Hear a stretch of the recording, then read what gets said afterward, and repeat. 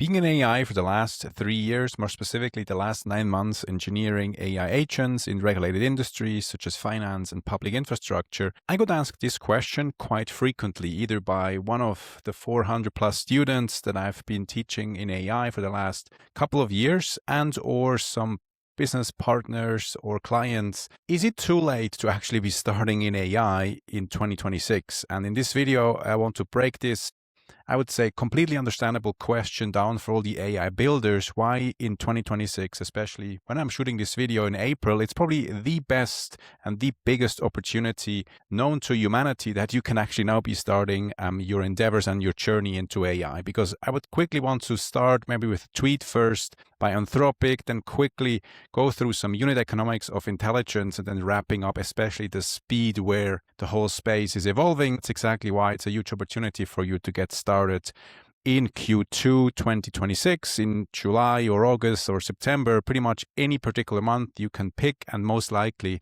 you have a huge head start still against the mass populace with artificial intelligence. So what exactly happened that I'm shooting a rather finance-oriented video and not a particularly engineering-oriented video?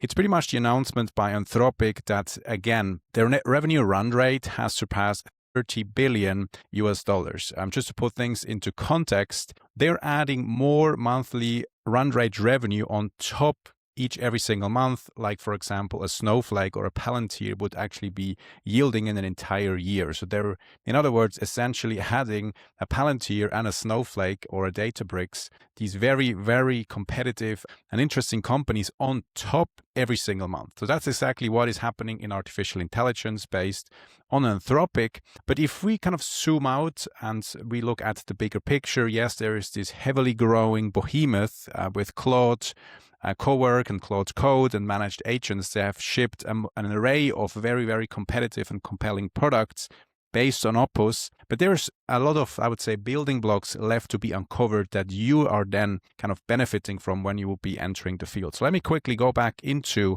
this rather specifically named pitch deck, the unit economics of intelligence. Why this is really relevant? Once again, just to recap, this is the revenue chart by Anthropic. Pretty much just going absolutely stellar. Jan 25, 1 billion, and now we're at 30 billion in April 2026, or at least end of March. So these are the March numbers that are coming out in April, essentially the tweet I was showing before. An incredibly ramp up curve in terms of ARR run rate. What that entails for builders like yourself, potentially in the audience, engineering agentic AI solutions or systems for multiple industries, for example, for marketing, or you might actually be targeting, for example, the medical domain or sales or finance or anything in between, is really the material acceleration of Anthropic in the business-to-business world. Because so far we've seen a very similar trajectory from OpenAI.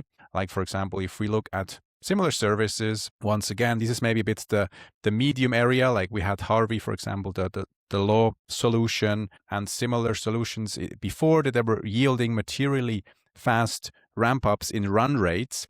But I would say in this new era where we have B2B software, truly B2B software like an Anthropic, and essentially assuming you would also be selling to businesses, scaling up so fast that kind of has some signal for everybody, as you guys are in the audience, AI builders, right? So we have a huge and incremental run rate that is being added on top, and there is a lot of TAM or total addressable market being unlocked. One also important number, and just to highlight that as well, they convinced 1,000+ companies, B2B, to spend over $1 million on Anthropic, which is incredibly high. Once again, it signals an appetite that enterprises are now willing to pay for AI. That's exactly why I'm trying to make this argument. Before, it was mostly B2C, right? So you were building solutions, like for ourselves, we've built initially in 2023, we've built a B2C solutions and not B2B, because the models back then, it was mostly image models or generally purpose LLMs for B2C use cases. They were good enough to charge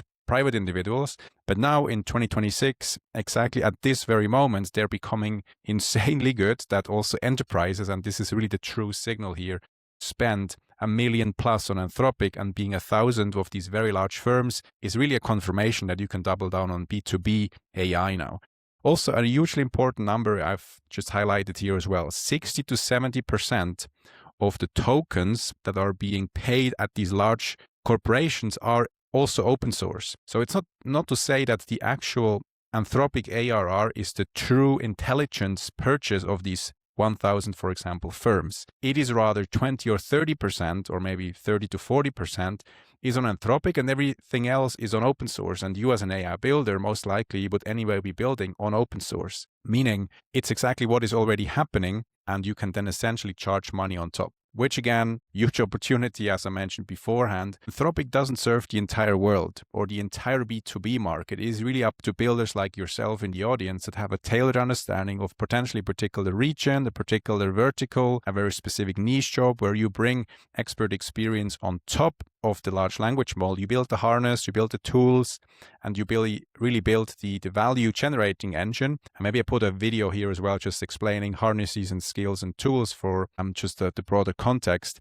That's exactly why it is truly valuable. And if we quickly go on, once again, the total addressable market on intelligence is probably an order of magnitude larger than we expected just 2 years from now. In the past, so 2023, we were always thinking, well, it's kind of a large market, but how large it is really. Ultimately, I think it's just more or less of I would say an estimate still. So McKinsey estimates it to be around $0.7 trillion are going to be added to GDP. You as an AI builder would materially add to that as well.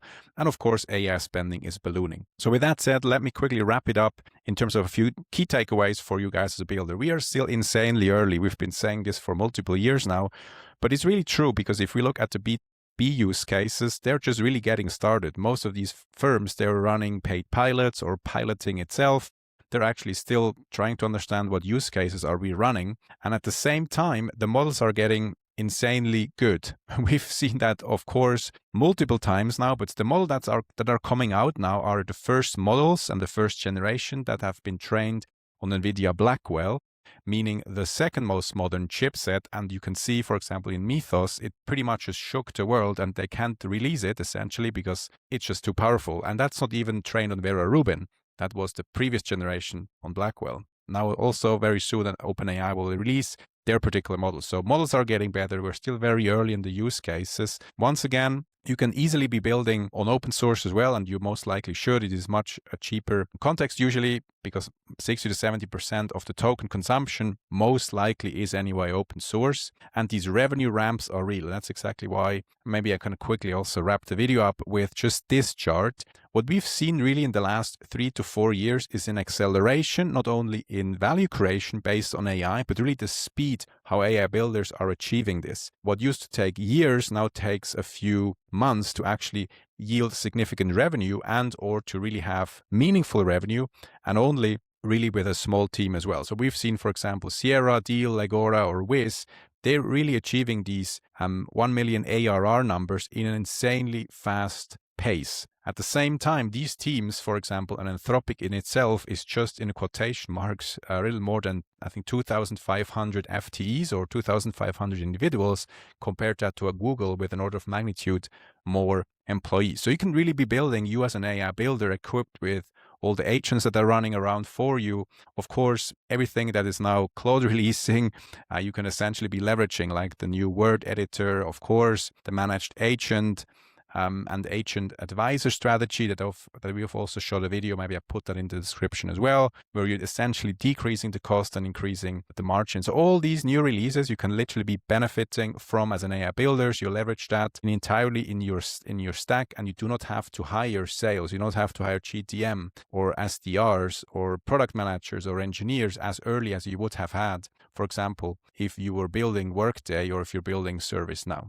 This is the new economics, just a brief update, mostly on the financial front. What I would be pushing 200% now, if you're an AI builder, is really B2B use cases. Try to leverage harnesses and tools and skills and open source and closed source model, make them compliant and package them, because ultimately building an LLM wrapper is a much more appealing user interface and a much more appealing value proposition to many businesses, as we've seen just wrapping one LLM, like for example in 2023. So that was it for the video, just a quick update on a financial front in regard to AI builders. So with that said, see you in the next video. Take care.